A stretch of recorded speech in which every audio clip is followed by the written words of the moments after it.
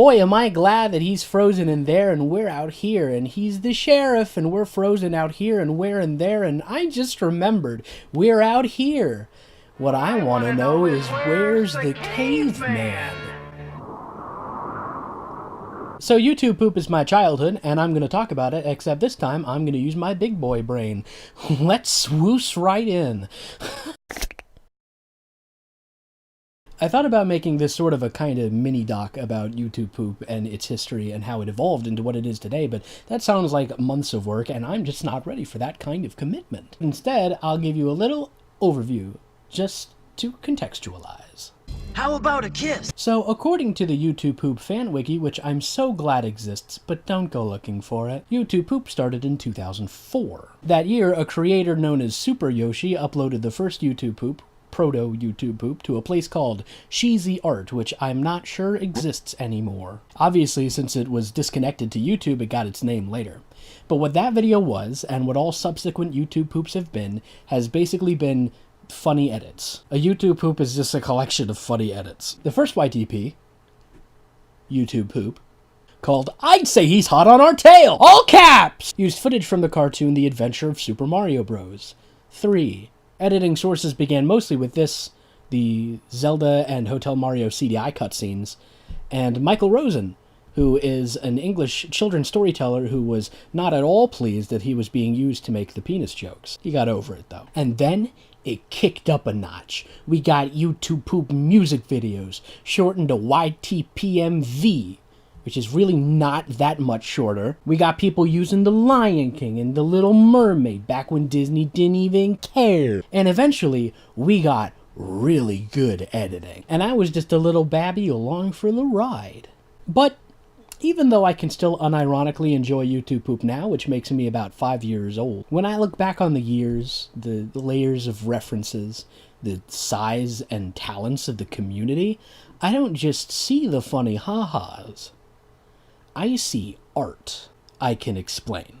In 1916, a concept had been making its way through Europe. It wasn't quite avant-garde in the strictest sense, because the avant-garde seeks social reform. You can claim with good evidence that it could have political leanings, since it started in places like Switzerland and New York and Paris, and really did not like the bourgeoisie, but it did not inherently have political meanings, because it didn't inherently have a meaning.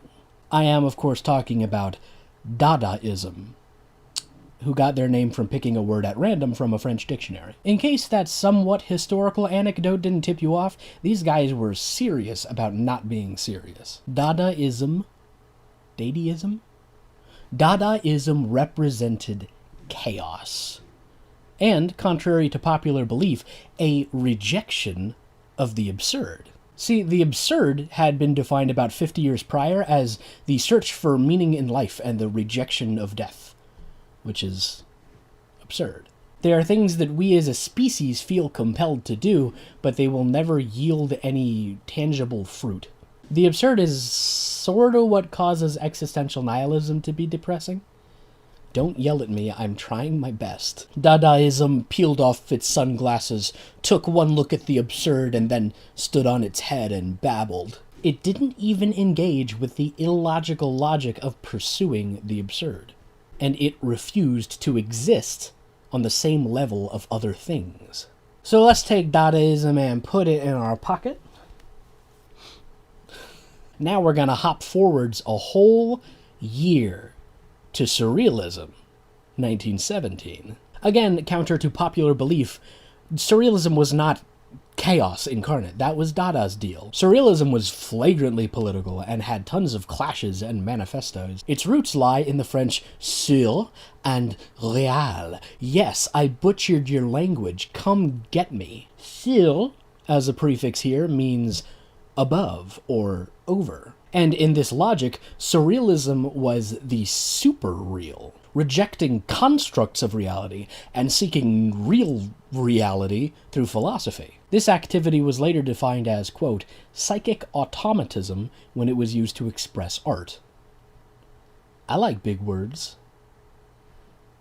And I cannot lie. Basically, it was an attempt to find a beyond truth that solved all of philosophy's problems. And the idea was that we couldn't see the truth because we were only looking at our made-up ideas about the truth.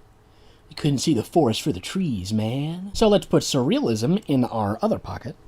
And now we turn out our pockets, and it's YouTube poop. This is going to take one more explanation. One primary element Dadaism and surrealism share is humor. After all, Dadaism rejects reality and makes its own, and surrealism rejects reality because it's wrong or something. In that way, Dada art and surreal art are often funny on purpose. They're sticking it to the man with satire. But this au revoir reality attitude is funny for another reason. It's one of the 4 main mechanisms of humor. Let me slap a disclaimer on this bit. The following theory is a theory compiled from a lot of thought about the nature of humor. It's probably arguable, but I use it as an all-encompassing theory because it's fun and easy. Also, prepare to have a lot of jokes ruined for you because this theory is a serial joke murderer. In 2012, Dr. Kimberly A. Neuendorf published an abstract concerning what she called the 4 mechanisms of humor. I put the link in the under thingy because that's what you're supposed to do when you have an actual source and it's not just something you kinda know about. In this abstract, which has more sources than words, she delineates 4 kinds of humor: disparagement, incongruity, arousal, and social currency. Disparagement generates idea from a sense of superiority over others. Incongruity generates humor from bisociation, or connecting 2 ideas that aren't connected that often. Arousal generates humor from creating a jolt of another emotion, such as using dark or dirty jokes. Finally, social currency generates humor by relying on similarities between the teller and the listener, such as with parody and references. Did you catch it? Yes, all of these mechanisms can and do exist in YouTube poop and probably in all kinds of humor. However, we're specifically looking at number 2, incongruity. Now let's check our pockets again. Dadaism, by creating a new reality, causes an incongruity between its anti-logic and our own logic.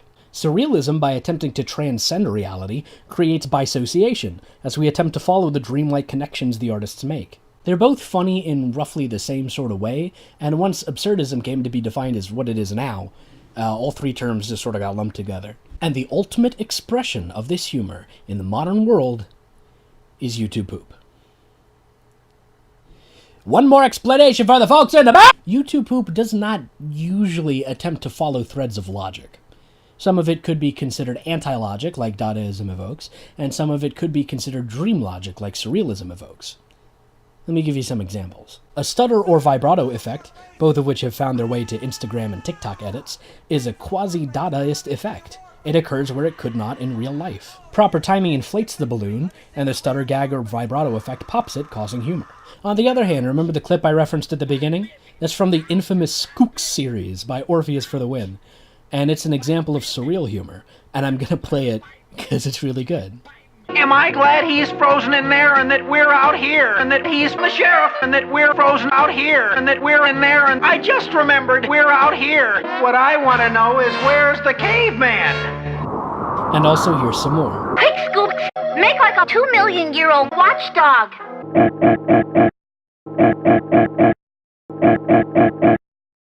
No thanks. Those 2 creeps have got something to eat! They must have taken Daphne. I love them. These bits make more conventional incongruity jokes, which are made more effective by the fact that they're edited, and you can kinda almost see the source material through the edits. Now, some of the best YouTube poop of all time uses both of these expressions, blending them together in a way that gels just perfectly. 2 ways to express roughly the same kind of humor in amateur art. I love it. And I'm just gonna gush over it. Can I just gush over it for a second? Okay, so I found this YouTube poop called Impractical Desk of Cornflakes, Numero 1, and it's from 2012, but it has all these more recent techniques, and it's only got 3,000 views, which is frankly a sin. It's got a lot of white space, like unedited footage that builds to a joke. You get slow YouTube poop like that all the time, with planned gags and jokes. Check out Number 1 if you're into that, but he's got the highest viewed YouTube poop of all time, so you probably already know about him. Let's move it along here. Right. And what is the reason for your visit? Business? Or are you a tourist?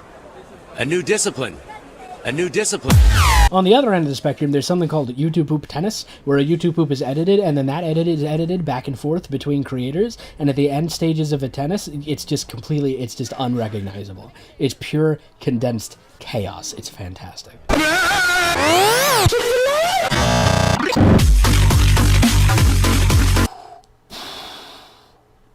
Never before in human history have people been able to create so much incongruous art at one time. This is only the 15th year of YouTube poop, and it's gone through these long, complex stages. Tropes are born and die, techniques become more or less popular as the years pass. YTP has reflected early internet humor, from Leet Speak to Rage Comics to Dr. McNinja random stuff. And they've got early 2010s humor with, like, more traditional memes, and, like, not a lot happened in the early 2010s. And as memes have evolved into whatever is happening now, they've gotten more meta, and they're playing with, like, how the editing software works, and it's just, And some of the editing is just phenomenal. It's crazy good. Okay, so this part isn't even in the script, but the best YouTube poop of all time, in my personal opinion, is called God Burns Down Equestria for Insurance Money, and it's private. But it uses everything I've talked about up to here. Every gag is perfect. The timing is on point. It's just, I think about it I might have it memorized. No problem at all. It would be no problem at all. It would be no problem at all. It would be my problem at all. It would be my pleasure. That's really stupid of you to offer, Rarity, but Twinkie! I insist on making you undress. Not another bird. I won't take no for an answer.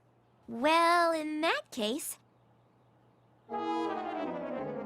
Anyway, don't ever let anyone tell you that YouTube poop is not art, like Fox News tried to do that one time. Finally, beware of a phenomenon called YouTube poop. Videos that seem innocent at first, but take a dark turn, exposing kids to violence, obscenities, and shocking images. More like fakes news. If this from 100 years ago is art, then this can be art too. In a way, YouTube poop is like poetry. Instead of exploring emotion and the cutting edge of philosophy like poetry does, YouTube poop is sort of a testing ground for new jokes and gags and memes and stuff. They can even be political and make a statement. Here is a fact. Dennis Prager should frighten you. And your average meme that tries to do that is not so good. When it comes down to it, YouTube poop is just one of my favorite art forms. It's because we're in the age of amateur art. If you have a phone, you have a lawyer. Now, if you have the internet, you can basically do any creative thing for free. I write and draw and make music and do video essays just because I can. If I want to express something, nothing is stopping me.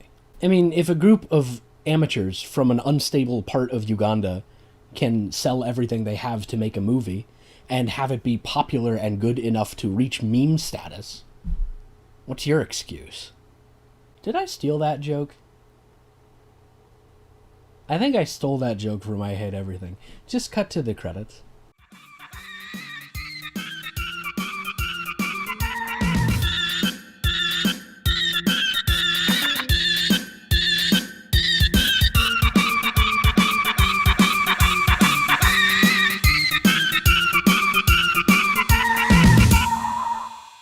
Alright, more personal post-credits thing. So, second essay, done. Yes, I got a couple more written. Gotta do those also. Camera's bad. Not gonna change unless you can fund me a camera. But maybe eventually I'll do a Patreon, or I'll start doing ads. I don't know. It kind of depends on who likes it. This is something that I've been wanting to do for a long time. It's sort of part of my childhood. So, yeah, everyone wants to replicate the nicest things they have experienced. So that's what I'm doing. And if you have any ideas for an essay topic, just tell me. Just put it in the comments.